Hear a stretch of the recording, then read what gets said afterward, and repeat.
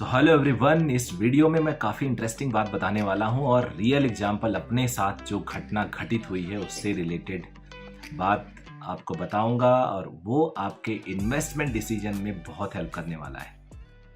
Investments में कितनी गलतियां हम करते हैं शुरू में, कैसे हम लोग को लोग राय देते हैं, सजेशंस अपने देते हैं और हम लोग अगर एक्सपीरियंस ना हो, मोस्ट ऑफ द पर्सन जो फैमिली बैकग्राउंड जिनका बिजनेस का ना रहा हो या फाइनेंस का ना रहा हो या जो थोड़े नॉर्मल सीधे साधे लोग कह सकते हैं, मिडिल क्लास के लोग कह सकते हैं, जो उनका थॉट प्रोसेस है उसकी वजह से वो कितना नुकसान कर देते हैं, इसका मैं आज आपको एग्जांपल देता हूं क्योंकि मैं खुद पर्सनली नुकसान करा के करोड़ों रुपए का बैठा हूं। तो वो एग्जांपल आप लोग को आप रिलेट करोगे। चलो स्टार्ट करते हैं, बट बिफोर मूविंग अहेड आप सबसे रिक्वेस्ट है, फर्स्ट टाइम इस चैनल पे है तो प्लीज़ सब्सक्राइब कर लीजिएगा। ये अभी फिलहाल इसमें एक सीरीज चला रहा हूँ जो देसी तरीके से एक इनोसेंट पर्सन जिनको कुछ ज़्यादा नहीं पता, उनको फाइनेंस की नॉलेज कैसे बढ़ाई जाए उनके अंदर। फिर हम थोड़ा टेक्निकल एस्पेक्ट पे जाएंगे और फिर उसको चैनल को नो ऑन डिमांड आप लोग के हिसाब से मैं वीडियो बनाऊंगा। बट अभी आज का जो टॉपिक है वो ये है कि हम जो इन्वेस्टमेंट करते हैं अपना घर और कमर्शियल प्रॉपर्टीज़ पे वो या प्लॉट पे, इन तीनों में इन्वेस्टमेंट कैसे करें और कैसे हम अपने लॉस से बच सकते हैं। और ये मैं आपको पर्सनल एग्जांपल दूंगा, 1 2 3 एग्जांपल है कि किस में हम अप्रिशिएट करते हैं और किस में हम डूब जाते हैं। तो अपने पर्सनल एग्जांपल से बताता हूं मैं आपको। देखो, जब आप कमाई शुरू करते हो, आप रेंट लेके रह रहे हो अपने परिवार के साथ, तो एक बड़ा थॉट आने लगता है कि यार, और पेपर में ऐड भी हम देखते हैं कि हम रेंट क्यों दें, उससे बढ़िया EMI दे दें, अपना घर अपना मकान मालिक की चिक चिक नहीं, ना कोई टेंशन ना कुछ। तो यार एक थॉट बनने लगता, हाँ यार बात तो सही है, 15,000 का हम अगर रेंट पे मकान लेके रह रहे हैं तो हम क्यों ना 20,000 25,000 रुपए की EMI दे दें। तो ये सब घर वाले भी सिखाते हैं, जिनको फाइनेंशियल नॉलेज नहीं है वो सिखाते हैं। और आप बहक जाते हो, आप एक घर ले लेते हो, आपने मान लो 60 लाख का एक मकान ले लिया।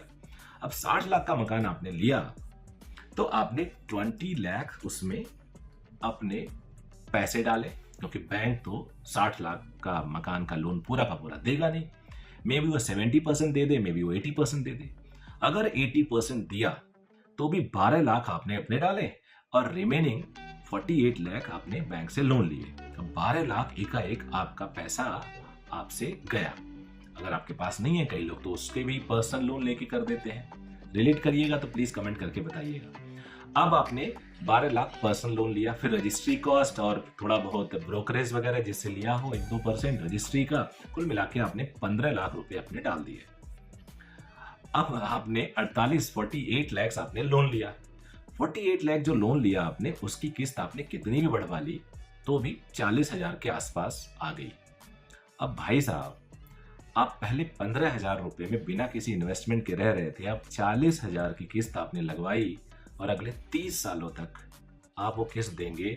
हर साल बाद आप जांचेंगे कि आपका मूलधन कितना हुआ, वहीं का वहीं रहेगा, उसमें 1 लाख रुपए की भी कमी नहीं आएगी।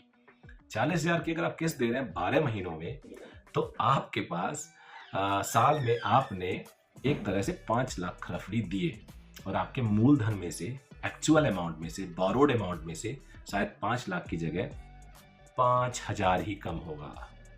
और आप चेक करोगे कि मैंने कितना पे किया, तो पता चला कि सिर्फ 5,000 पे किया भाई साहब आपने। यानी 48 लाख का जो पूरा का पूरा लोन था वो 47,95,000 बचा। 2-4 साल बाद फिर चेक किया आपने, फिर वहीं का वहीं। तो ये एक बहुत ही बुरा सौदा कर लिया आपने। और आप मकान बेचने चलेंगे तो 2-3 साल बाद आपका मकान एप्रिसिएट, जो 60 लाख का आपने मकान लिया, मे भी 70 लाख का हो जाए, मे भी 75 का हो जाए, इससे ज़्यादा नहीं होने वाला।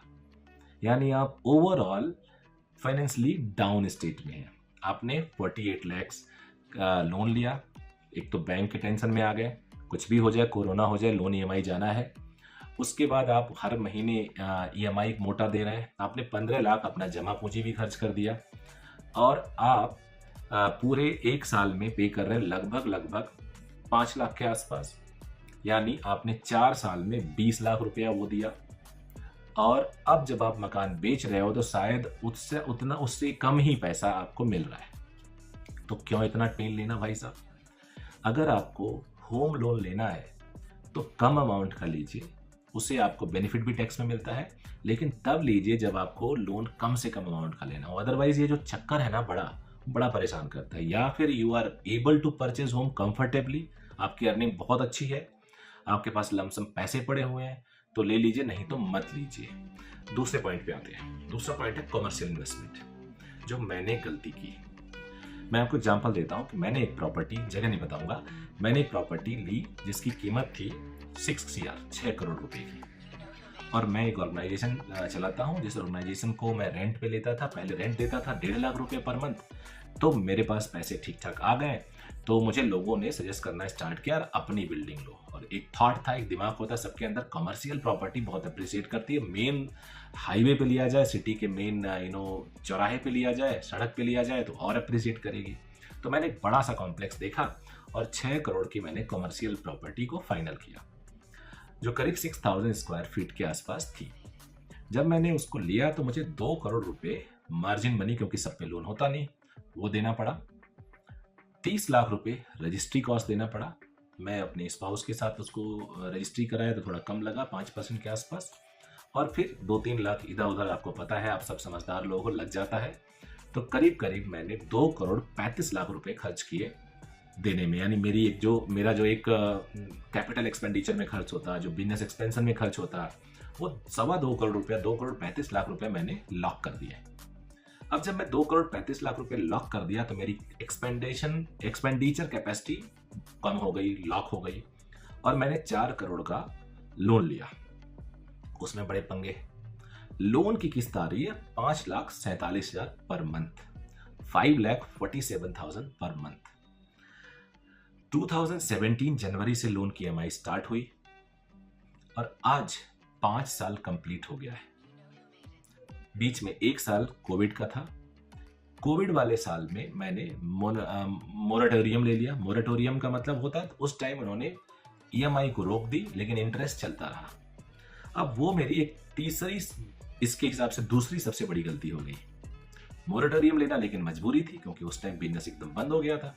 अब मोरेटोरियम ना ले तो EMI बाउंस करने का डर और NPA अकाउंट होने का डर, तो मुझे मोरेटोरियम लेना पड़ा। जब मैंने मोरेटोरियम लिया तो बाद में वो जो पैसा, उस ड्यूरेशन का इंटरेस्ट है, अब आप सोचो आपके पास 4 करोड़ रुपया लोन है और आपका 11.5% का इंटरेस्ट चल रहा है, तो 1 साल का इंटरेस्ट रफली 50 लाख रुपए तो आपका और ऐड हो गया। तो जितना थोड़ा बहुत मूलधन कम हुआ था वो और बढ़ गया। अब एक्चुअल अमाउंट जो लोन का है, वो जितना मैंने लोन लिया उससे भी ज्यादा हो गया, वो मूलधन बन गया उसका। और फिर मेरी EMI चालू हुई। आज 5 साल हो गए, यानी 4 साल मैंने EMI दिया। लगभग मैंने 2 करोड़ से ज्यादा पैसे दे दिए बैंक को। और मेरा जो पेंडेंसी है, ड्यू अमाउंट है, एक्चुअल अमाउंट ड्यू है, वो मेरे लोन अमाउंट के लगभग बराबर है। Can you imagine? और ऐड करना चाहूंगा, प्रॉपर्टी का 8 करोड़ भी नहीं मिल रहा है मुझे आज के डेट में। पहली बात तो ग्राहक ही नहीं मिल रहे हैं इतनी बड़ी प्रॉपर्टी के, और अगर बेचना भी हो तो काफी डिस्काउंटेड रेट में बेचना पड़ रहा है।